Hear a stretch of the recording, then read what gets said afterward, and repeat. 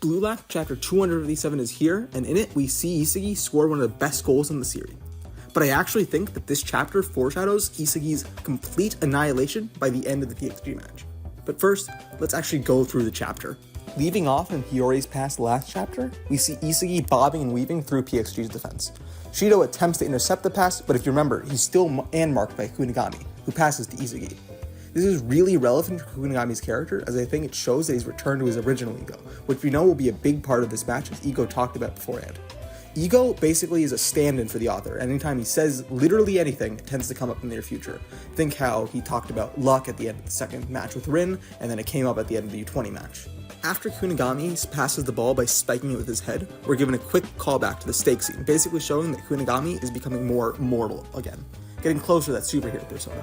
A lot of people in the community said Kunigami needs to score to show superiority to Shido, but I think this is better, as it allows Kunigami to A, grow more as a character, and B, fully defeat Shido's ideology of basically social Darwinism with extra steps. Cells made a really great video going into depth about this, so I'll link that in the description. Next, we see Rin interrupt Isagi's inner monologue in a way very similar to back in the final match of the second selection. In fact, the whole scene mimics it. We're basically told the reason why Kaiser and Rin were able to see through Isagi's Aizen-style planning is that both of them were so petty that they only looked at Isagi, which I think is another hint as my totally not coping that Rin will win, but I'll get into that in a bit. Isagi is able to score through both of them though, by first feinting a lefty shot to throw off Rin, and then, instead of trapping like Kaiser thought he would, he uses his standard direct shot for the goal. I don't really know much about soccer, so if anyone in the comments knows exactly why Kaiser thought Isagi would trap, let me know. Now then, on to me glazing Rin for the rest of this video. Actually, first we need to discuss Isagi's development in the NEL so far.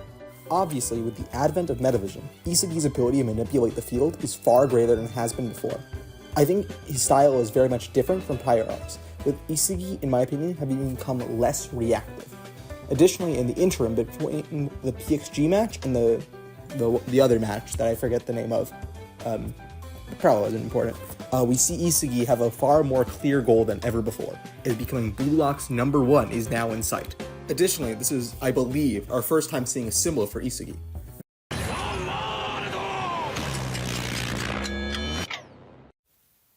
Future Trish here. I kinda forgot about the puzzle pieces. But in my defense, the puzzle pieces, by their very nature, were always building up to something. They were never really a full embodiment of Isagi, but rather an embodiment of his thought process.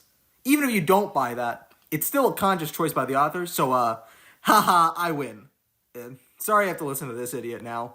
Maybe you should just put Subway Surfers gameplay underneath. That being two guns, and we've actually seen a character accompanied by them before.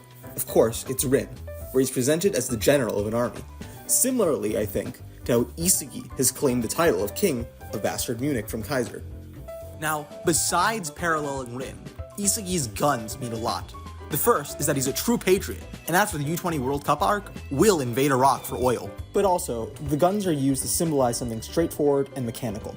A gun is a tool that goes in a line and does one thing, generally killing. But for Isagi, it's becoming #1.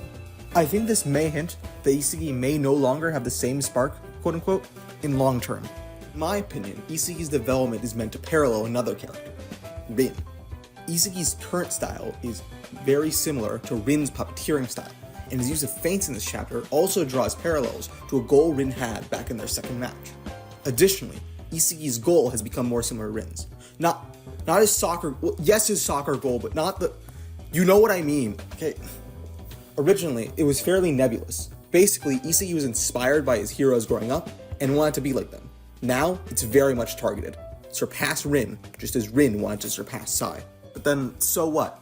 What does this comparison have to do with Isagi's destruction? It's because Rin was able to entirely surpass that playstyle during the U20 match, where he was able to throw everything away. With the idea of original ego being present throughout the match so far, I think it's interesting to note that both of Isagi's rivals, who are kind of able to keep up with him at their current state, have lost their original ego. Rin isn't replicating his mindset from the U20 match of absolute freedom, which we learn is sort of something he repressed for a long time by trying to imitate Sai, and Kaiser is no longer attempting to do the impossible like he told Ness he would. Both of these ideas, doing the impossible and Rin's fuck it we ball approach, are kind of the opposite of Isagi's playstyle of controlling and predicting the entire field. That's why Rin was able to go toe-to-toe with Sai towards the end of the U20 match, with Sai being somewhat similar to Isagi. So then, if Kaiser and Rin are able to reclaim their ideals, I think they will definitely surpass Isagi. Remember how, back in the U20 match, Aiku literally could not conceive possibility on how to stop Full Power Rin. Aiku, who has one of the best field IQs in the series. Rin, who was able to go up against Sai, the new Gen 11 playmaker, who has perhaps the best U20 football IQ, period. Additionally, another theme of this arc is top performance. Currently, both Rin and Kaiser, while they are trying their best and going all out, are limited by their current mindset. Thus, Destroyer Rin may represent a state above top performance that Isagi cannot yet reach, just like how Rin was unable to enter flow until he let go of everything, and then discovered a level beyond what he was using at that point. While I don't think this necessarily means PXG will win, I do think that Isagi will achieve extreme pushback, and will be shown the flaws he has, and will have to entirely reevaluate his style for the upcoming U20 World Cup arc. I don't know exactly what that might look like, but if I had to guess, it'd be something a little bit more reactive than what we currently have. Obviously, Isagi's current style is capable of having these reactions, but I think something that's maybe more focused on it. But what do you think? Am I maybe stretching it a little bit? Do you think something similar with some differences might happen? Am I a big, dumb, stupid poopy head? Let me know, and we'll see you in the next video, assuming I stop procrastinating and actually make another video.